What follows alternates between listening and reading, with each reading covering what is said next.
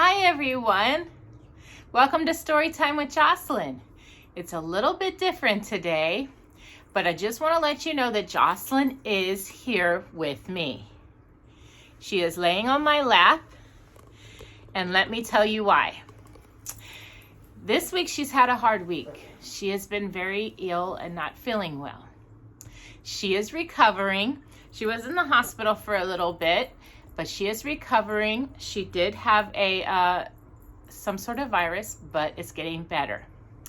So we wanted to go ahead and she coughs easier when she's laying on my lap, and she really needs to cough. She has very thick phlegm inside her. No fevers anymore, and doing so much better. It is very hard for whenever certain people get certain illnesses and certain viruses, if your immune system is as weak as Jocelyn's, to fight it off. So mama has to be super mama to take care of our super girl, and it gets a little difficult, but she's doing well, and she's gonna get there. So we're gonna go ahead and read today's story, because I never want to miss out on giving y'all a treat. I just wanted to let y'all know that she is here and she is listening. All right, mamas. Today, we're going to be reading a special book. We're going to be learning about pirates. And this book was written by Dina Anastasio and illustrated by Donald Cook. So it's going to be fun, and we're going to learn about pirates. So let us begin, right, Jocelyn? It is a quiet morning on the Caribbean or Caribbean Sea, depending on where you're from. The year is 1718, and a Spanish ship is sailing over the gentle waves. It is carrying gold, silver, and beautiful jewels back to Spain from the rich new world, America. Little do the Spanish sailors know, but on the other side of the island, another ship is waiting. It is a pirate ship.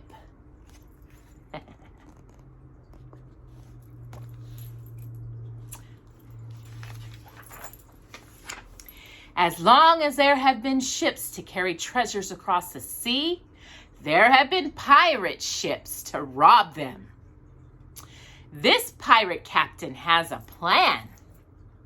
He will trick the Spanish ship. He raises a Spanish flag and slowly steers his ship into view. The Spanish captain thinks the ship is friendly, so he does not sail away.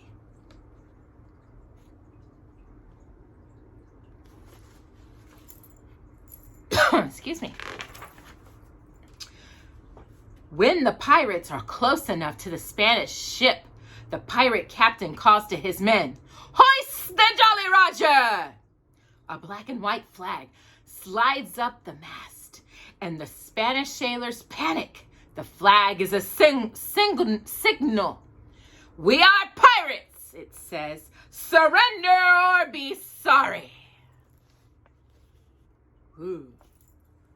The skull and cross swords on a flag show that this ship belongs to the greedy Calico Jack Rackham. Other pirates have their own special Jolly Rogers too. Isn't that cool? Look at all those different pirate ship flags.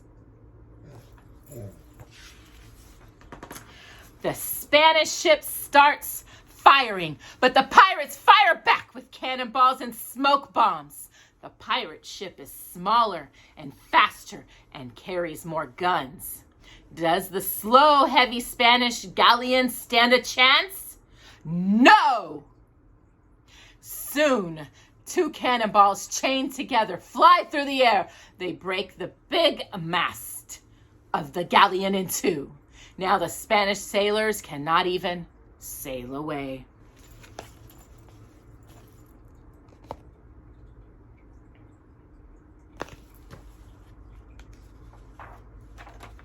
The pirates swing ropes into hooks onto the deck and quickly climb aboard. They are a colorful and frightening sight, waving sharp cutlasses and dressed in bright silk scarves and silver buckles, gold and jewels, all taken from other sailors on other ships. Ooh.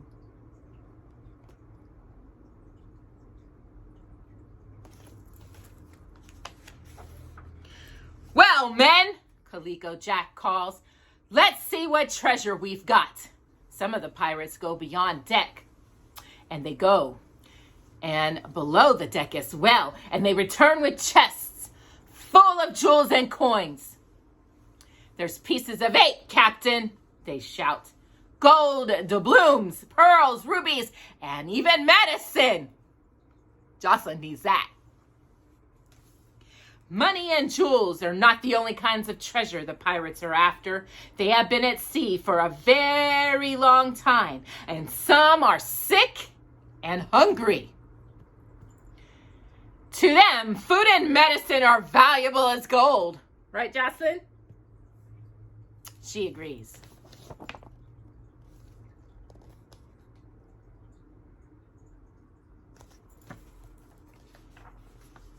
The pirates take all they can from the ship and burn what they can't carry. Then they sail away to divide up the loot.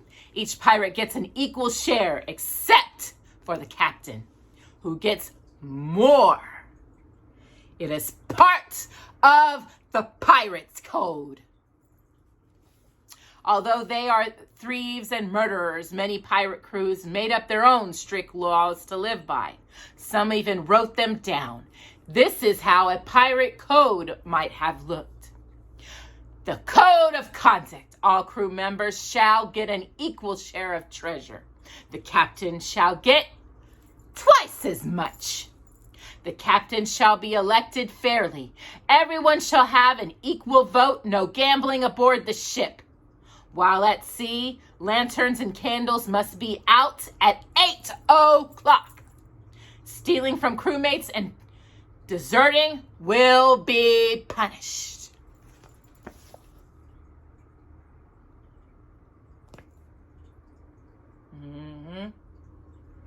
Code of conduct. If a pirate broke his ship's code, he was punished. For a small crime like gambling, a pirate might be fined. But a pirate who did something much worse, such as stealing from his shipmates, was in big trouble. Then he was marooned. He was taken to a deserted island and left there with nothing but a jug of water. Poor guy.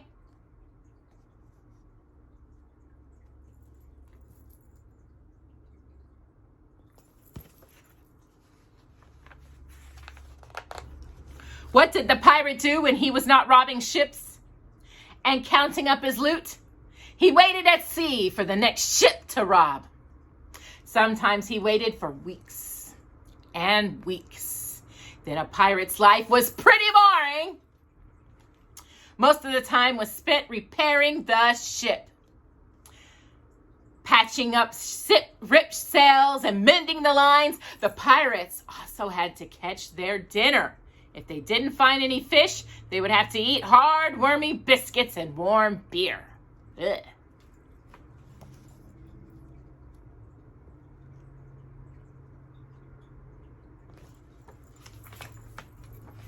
The best time for pirates came after they had robbed a ship. Then they returned to shore to celebrate. Yay! Port Royal, Jamaica, was one of the favorite hangouts of the pirates of the Caribbean or Caribbean. There they ate and drank and gambled and acted as wild as they could until their treasure was spent and it was time to steal again and steal more.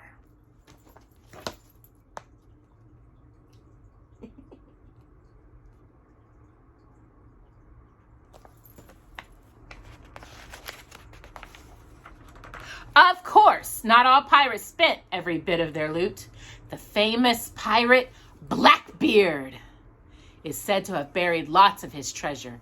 He was going to come back for later for it, but he was captured before he could. Blackbeard's real name was Edward teach. And he was one of the meanest pirates ever to set sail.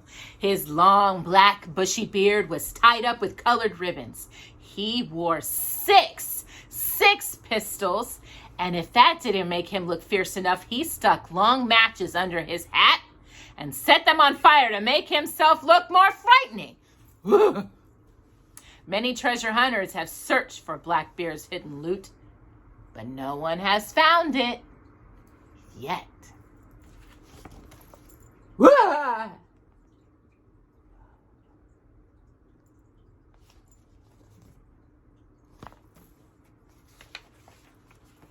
Other pirates are said to have buried treasure too. One of the most famous is Captain Kidd. They say he buried his fortune somewhere in Gardiner's Island near Long Island, New York, almost 300 years ago. The pirate Benito of the Bloody Sword also left behind a treasure. Today it is called the Lost Loot of Lima. Some say it is still buried on the island off of South America. The island's nickname is Treasure Island, but that fortune too has never been found yet.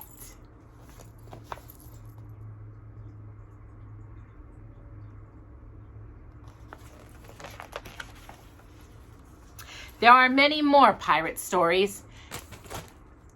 There is even one about a ship made up of only women, which sailed around the Baltic Sea 800 years ago.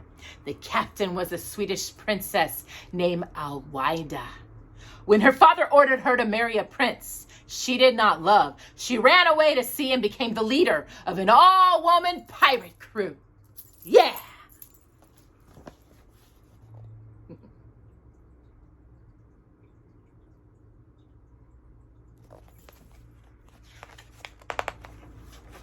Usually women weren't allowed on pirate ships, but there were two women in Calico Jack's crew, Annie Bonny, I've read about her, and Mary Red, dressed up in men's clothes so that neither their prisoners nor their shipmates would know who they really were. When Calico Jack finally discovered he had women on his crew, he kept their secret too. Good guy. Anne and Mary were two of his bravest pirates, and he did not want to lose them.